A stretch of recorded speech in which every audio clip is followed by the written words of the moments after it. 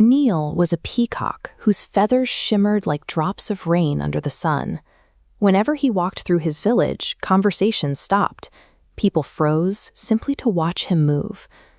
But there is a massive gap between inspiring awe and forming a connection.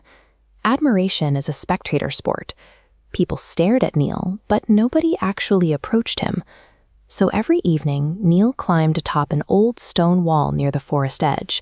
He sat there, a passive, isolated observer. This is a social network topology map.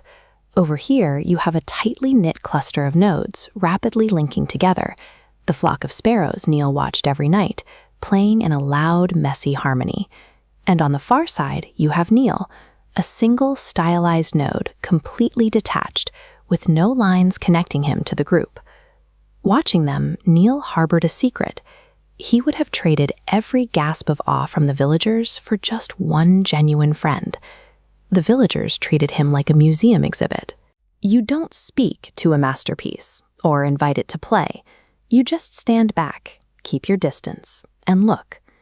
The quiet forest edge was shattered when a heavy hunter's net violently snapped shut over the dry leaves, trapping a small sparrow named Chinu. The rest of the flock reacted instantly, but only with panic. They were struck by fear, hovering nearby, unable to find a way to help. From his safe vantage point on the wall, Neil faced a choice. Intervening meant leaving his sanctuary and exposing himself as a massive, colorful target. It meant risking the exact appearance everyone prized. He had to cross a threshold. Staying on the wall guaranteed his physical safety, but it also meant choosing to remain a stranger. He decided to step into the danger. Courage requires specific stakes.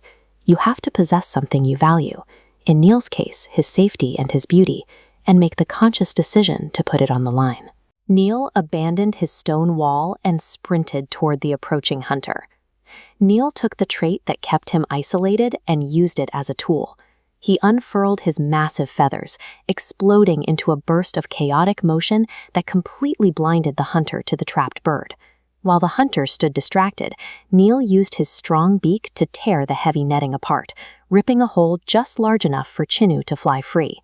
By the time the hunter recovered, Neil was already sprinting into the dense underbrush. The escape was not clean.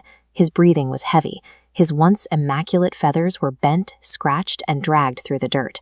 He was physically compromised, a shadow of the pristine creature he was that morning. He had taken his greatest trait and used it to save a life. In that moment, he stopped being a decoration and became a protector. That evening, Neil dragged himself back to his stone wall. He expected the same silence. In his mind, his beauty was ruined, leaving him with even less to offer the world than before. Look at the network map now. Neil's node is jagged and scarred, reflecting his injuries. But as he sits there, multiple lines of connection rapidly bridge the gap, anchoring him firmly into the flock's network. The sparrows swarm around him in a loud, joyous welcome. Chinu landed beside him and spoke for the group. The flock hadn't been ignoring him. They were simply intimidated by his perfection. They were waiting for a sign of who he actually was. By risking his safety, Neil gave the flock a reason to trust him. He showed them that he was more than a spectacle. He was a neighbor who would bleed for them. Neil sat on the wall, physically battered and imperfect. Yet, for the first time, he was no longer a lonely observer. Neil's radiance no longer came from the shimmer of his feathers. It came from his place within his village, not as a masterpiece to be stared at, but as a friend.